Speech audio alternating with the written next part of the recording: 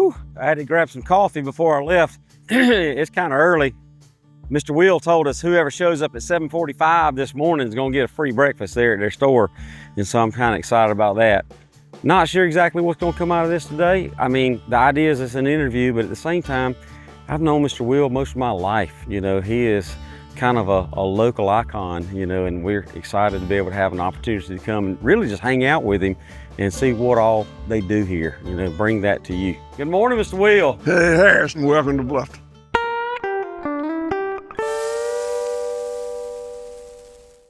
I knew your daddy and I knew your granddaddy. I acquired the house from Bob. That's right, that's right. Yep. This building's been here a long time. It is. This was Mr. Herman Bass's store. Okay. He lived in that house right up there. Okay. He ran it all until he retired, and it sat empty for a long time. Then we redid it. People came here and built Bluffton in 1815. The treaty was in 1814. Wow, that's amazing. Creek Indian Treaty, oldest town in the Creek Indian Treaty that's not on the navigable waterway. Wow. Well, let's go in and grab some breakfast before we get started. Old doors and all too, man. This is pretty we try amazing. to leave it as much intact as possible. Man, this is such a nice place. I come and visit this pretty often, you know. But y'all have a restaurant here now as well. So I love that y'all didn't really change a lot of the store. You know, it looks like an old-timey store. Y'all didn't recreate this to look old. It's old. It's you old. know, I mean, that's what. Yeah, these counters were in there. You know, back in the day, these counters were along the walls, and clerks stood behind the counters. Right. Oh, there you go. And Mr. Herman Bass on the store, that was his desk. Okay. And it stood where that Coke box is. Wow. And there was a credit business, you know, where people bought. Oh yeah, well, you know, we're still a credit business at Blakely Feed and Seed. You know, can you believe we're still doing that in 2025? Yeah, I mean, I charged it there. You charge stuff there, that's right, you know about it. Yeah, I do. People come into our shop, you know, and I guess it's just because people not grow up in the South and all, because there's a lot of credit businesses around there. You know, when I go to Texaco, Blakely Texaco, I drive up to the gas station, I fill it up and I wave at Michael Brownlee, and he puts it on the ticket, you know, and then we pay later, you know. Yeah. And people will walk in our shop and they'll go and get what they want. And they'll say, hey, I got 2 bags of feed, put it on my ticket. We send them a bill at the month. And that's not the norm in America these days. That's right. Carnivore bowl, that's what I'm gonna get. Includes bacon, eggs, cheese, link sausage, patty sausage with a drink. So I'm gonna get the carnivore bowl. You grew up in Bluffton, is that right? I did. In fact, my great-granddaddy started our farm in 1866, followed by his son, my granddaddy, followed by his son, my daddy, followed by me. Okay. And I got 2 daughters, grown daughters, and their spouses that are That's right. running the farm now. I know that Bluffton was a lot different back in those days. Bluffton actually peaked in population in 1900. Okay. Had about 400 or 500 people in 1900. You know, That's right. Never had a mill, never had a factory, never had a plant. That's right. Just a farm town. In 1900 would have been the era of 40 acres and a mule. That's right. So every 40 acres around Bluffton would have had a family back then with 6, 8, 10 people in the family. Do you think that Bluffton was affected by industrialization of farming? Big time. Big time. Big time. Okay. That was the demise of Bluffton. Okay, I got You you. know, instead of every 40 acres having a family with 10 people, Right. you had one guy, your granddaddy and That's my right. granddaddy That's could farm several hundred acres with maybe 1 or 2 helpers. That's right. Yeah. They was telling how you can make a movie star out of these ladies. There you go. I did. I got the carnivore bowl. Yeah. Oh my goodness. This is the carnivore bowl. This right here. That's the way I want it right there. I go up to Smitty's Grill quite a bit in Blakely, you know, and I get eggs and link sausage. So I'm already right here at home. That's my 7-day a week there. You just eat straight bacon, eh? Straight bacon. And how old are you now? 70. 70. So that hadn't hurt you. So far, so good. When I remember, so in the 90s, I graduated high school in 92. So in the 80s, you know, I would come up here, but I want to tell you kind of a little bit of a funny story. I was scared of the Bluffton folks. because the Blakely folks didn't play as hard as the Bluffton folks. Really? Not quite as hard. How about it? You come up here and start playing with the Hubbards, you know, Mark Hubbard and his brother Al, and you come up here and you get around Russell Fulton and Sean Tompkins and some of these guys right here.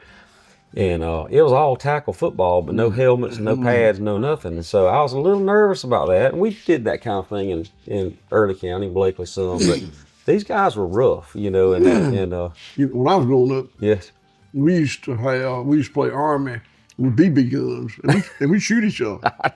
The rule was no. like I said, I was nervous around them because I'd come up here and they were still doing that kind of stuff. And I thought maybe I need some protective glasses or whatever. They were like, no, they were like, here's the rule. You can't shoot nobody in the eye. That's exactly right. That was the rule. That was the rule. One rule. One rule. That's it. Don't shoot anybody in the eye. You can shoot them anywhere else, you know, and it's a BB gun. My Uncle Bob had a swimming pool up here at his house or whatever. And man, they played some of the stupidest games I've ever heard in my life, but they had one that was called Torpedo. And a buddy of mine, Matt Bruner, you know Matt Bruner. Yeah, good fella. He met his wife, Lee, at that swimming pool. Right.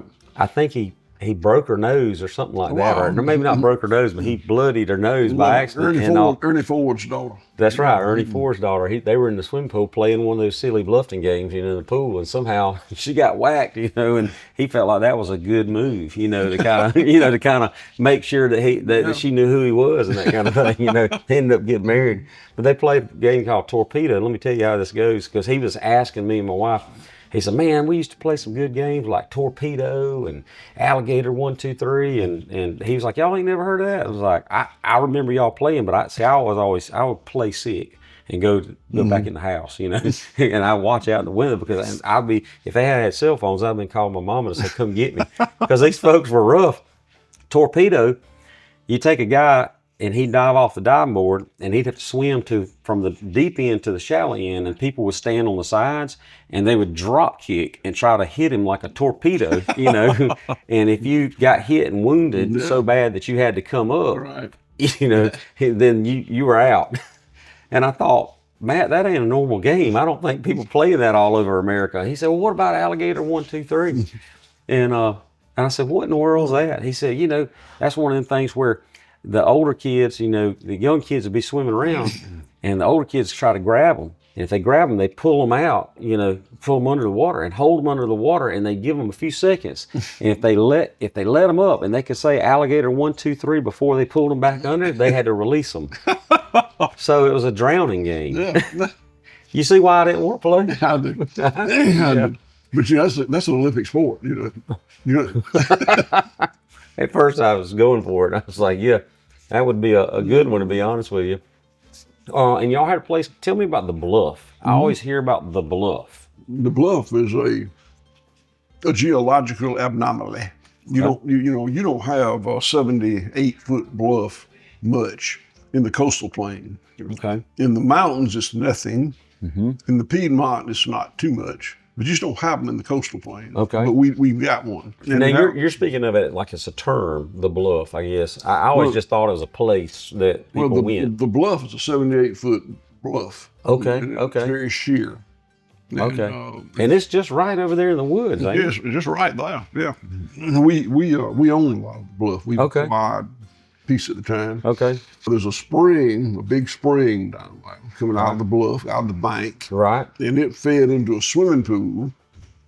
And I've been there one time. my great uncle built that swimming pool. His name was Buck Bell. Yep. Buck Bell didn't know how big a swimming pool was supposed to be, but he knew how many blocks he had. Oh. So he built a big, Yeah, I know. it was big. It was way bigger than an Olympic pool.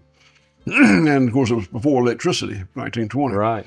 So the spring flowed out of the bank through a chute, two by tens, Right. and poured in one end, the shallow end of the bluff, of Right. the pool, and then it went out the deep end down there, went on out. And there was shade, big shade trees all over it. Sun almost never hit it.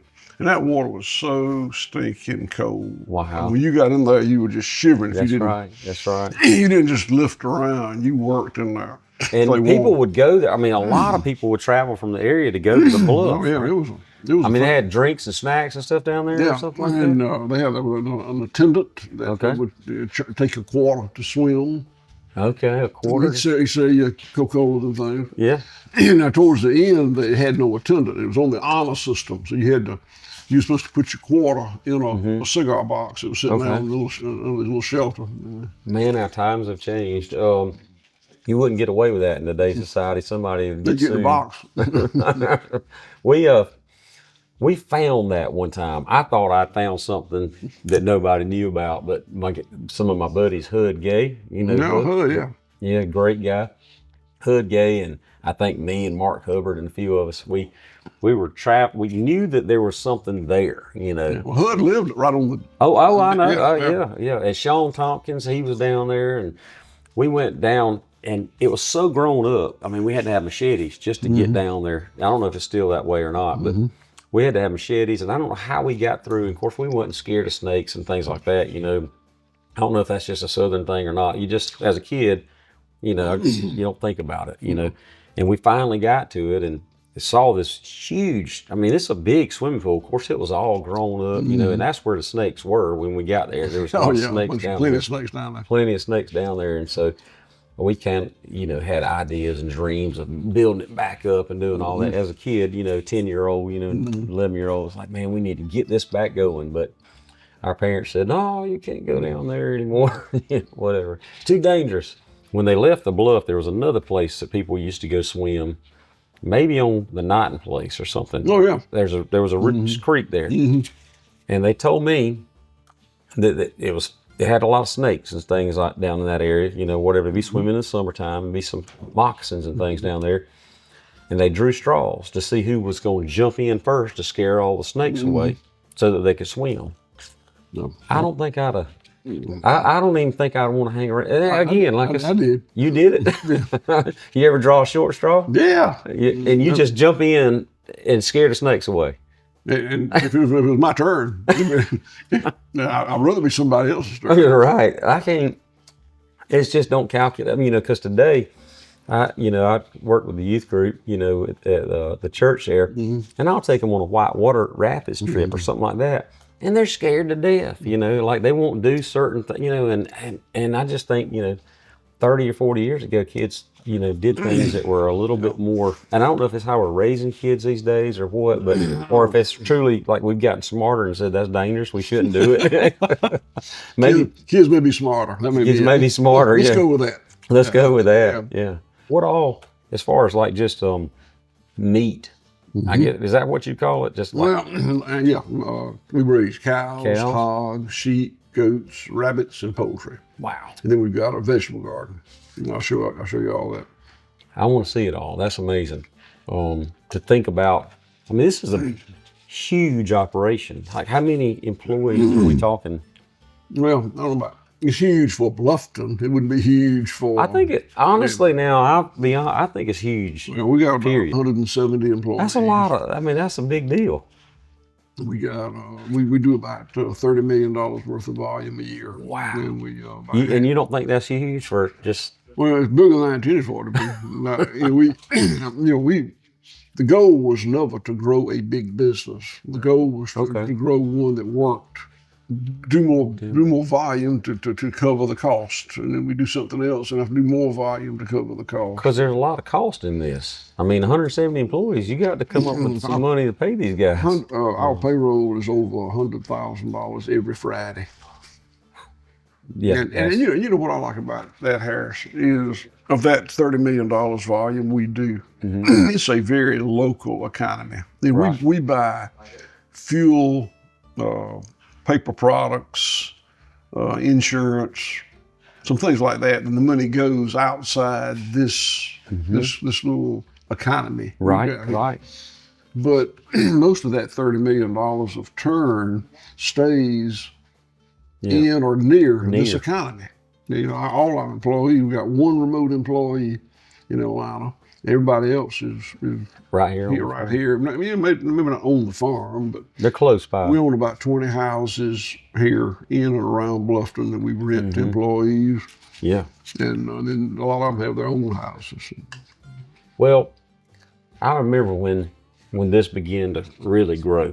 And I remember seeing people coming in from other parts of the country to work, because you know how it is in South. You know, when somebody comes from up north or somewhere else, we recognize that that person ain't from here. You know what I mean? And we begin to ask questions. And y'all have done a lot of business with us at Blakely Feed and Seed over the years. And I remember, you know, y'all would send them up to get some kind of product, and they would just say, charge this to White Oak Farm. And so I kind of think that guy looks like, you know, just a leather suspenders and maybe a weird different hat than what we would normally see and all. So I'd know he's something. I'd ask him about it. Well, I work at White Oak. And I'm like, where are you from? And it could be anywhere across this country, you know. So you've drawn people from other parts of the country to come here because they agree with what you're doing. And internationally. And internationally. We've had people from England, Spain, France, Canada. Want to come and work here. They did come and work here. And that's because they believe in what you're doing. Yes, most of them are here to learn. And we're fine with that. You know, my dad had 4 employees that worked with him all their lives. They started as young men together and worked till they were old men. We have a lot of turnover.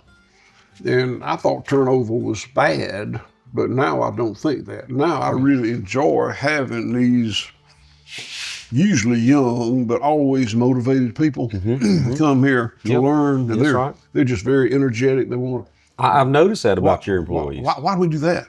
What's that for? That's right. And you know, it takes a little getting used to answer all those questions. Oh, yeah. But that's important. And you know, they're asking because they want to know, and I want them to know. Do you know if there's been any of your employees, you know, who've left, who've maybe taken this idea to other parts of the country to try to continue? Most of those guys do, and gals. Okay. In fact, maybe more girls than boys. But some of them have started their own farms. Many of them have gone on to work on other farms. Right. And it's kind of a journey for these people. You know, they when they come here, they know, and I know, they're not going to work here for 20 years. That's right. And it's fine. That's, yeah. I'll ask them, how long? See, I get upset with mine, you know, a little bit. Not upset with my employees, but I'll train a guy for 3, 4, 5 years or whatever, and they'll leave and go do something completely different. Well, you know? that's part of the deal here. Yeah, okay. And I'm always glad to see them come. Yeah. I'm seldom glad to see them go, but it's okay. I got what you're saying. It's okay. Right. Because we're going to replace him with another one. That's true. Yeah. And we learn a lot from those people. They learn from us. We learn from them too. You know how much I knew about the sheep, goat, rabbit? I would guess nothing, right? Because nobody in this area was growing that kind of thing. My dad was a cattleman, period. That's the only thing he did. Right. And I went to the University of Georgia. I majored in animal science. Okay. And I came home to raise cows. Right. That's what I love to do. And no interest in, if you had told me, let's plant a garden, I'd have said, well, you can plant one, I'm not going to have anything to do with it. That's right. Get some bees or eggs, chickens. We have gone from being a calf producer in the food chain, the big food chain that feeds the world. Right. We were a calf producer. We occupied a little space like that in the chain. Today, we are a chain. Okay. It's a tiny little chain, but we are a food chain. And we go all the way from grass growing out there. You know, the calves, most of them born here on the farm, raised here on the farm, slaughtered. We have a slaughter plant here on the farm. I started this out as a wholesale business, selling wholesale grocery. So that has evolved. And we still sell wholesale grocery, but it's not. Most of our product is sold online. Right. We have an order fulfillment center, keeping 700 orders a day, 5 days a week. I'll tell you that when I realized how big this was getting, I was at Whole Foods in Atlanta, and we were staying up there for a few days, and people had told me about this great place, Whole Foods, you know, and how a lot of things in there were, you know, either like grass-fed or organic, and they have a big, you know, following, you know, in a sense. Yeah. And I'm walking around in there, and I see a picture of you. I think they had a little, you know, maybe a framed picture that told a little bit about you. And I said, I know that guy. And I can't tell you how proud I was to be in Atlanta, Georgia, and looking and realizing this is the same beef that's grown down there, you know, in Whole Foods in Atlanta. I mean, I was kind of, I'll be honest, I was standing there and there's people looking and I was bumping them and going, I know that guy right there. You know, hey, I'm friends with that guy right there. I was proud, you know. Well, I tell you, I was so lucky. Yeah. I'd love to tell you that I had just great planning and very intuitive. Right. It wasn't like that. I went in the grass-fed beef business because I was disillusioned a little bit with what I was doing. We had always made a little money on the farm. Not a lot. Right. It was That's paid. farming. It was paid. The farm was paid for. My dad, granddad, great-granddad had done that. And we made a little money. I went back and looked. I pay taxes every year. Made a little money every year. I was disillusioned with the way I was doing it. So I started moving away from that. And this is where we wound up. But I never, and there was not a plan. That's right. But it just so happened, the lucky part is, when I did that was when grass-fed beef was first kind of getting a toehold in the market. Right. There's some traction. And people were writing articles about it and talking about it, but nobody had it, or nobody had much. Right. I had a lot. And so we were able to get in Publix supermarket. Wow. Whole Foods, and we still sell Publix. Right. Whole Foods market. They were my biggest customer prior to the Amazon acquisition. That kind of changed that a little bit. It's changed a lot. Changed a lot. Kroger, some others. And we did pretty well with that wholesale business for a long time. In 2015, they changed the rule on grass-fed, on product of USA. Oh, okay. Prior to 2015, for a product to be labeled product of the USA, it had to be born, raised, and slaughtered in one of the 50 states. Okay. They changed it so that if value was added in the 50 states, it's product of the USA. Okay. And that opened the door for a lot of imported grass-fed beef. Wow. Okay. And that hurt our market, which is when we developed the online, and that brought us back out. Do you think that was a bad decision for them to do, you know, to bring in? Well, you know, there's nothing wrong with imported beef. I mean, I'm not saying it's bad product, Right. but it's not a product of the USA. And it's misleading for the consumer. I get what you're saying. No, I agree. I'm not saying it's a bad product. I agree. But it's misleading, and it cost a lot of grass-fed beef producers in this country to not do it anymore. That's right. We were far enough into it and built the processing plants and all that, so we had to find a way to adjust, and the online direct shipment was the adjustment. Well, I can't eat all of this. It's great. I might have them put it in the box and put it in my truck because it's really good. But I want to add, I know we were talking about riding around in the Jeep and going and looking at some of this, and I want to hear about regenerative farming because I looked at a lot of the other videos that's been done, and that's a big word that, you know, and I want to talk about that once we're in the Jeep or whatever. If we can move on and maybe go look at some, we going to look at beef first? Yeah, we'll move some cattle. Move some cattle. Yeah. All right, I like it. Sounds good. We're going to get to farm a little bit today. Yeah, there you go.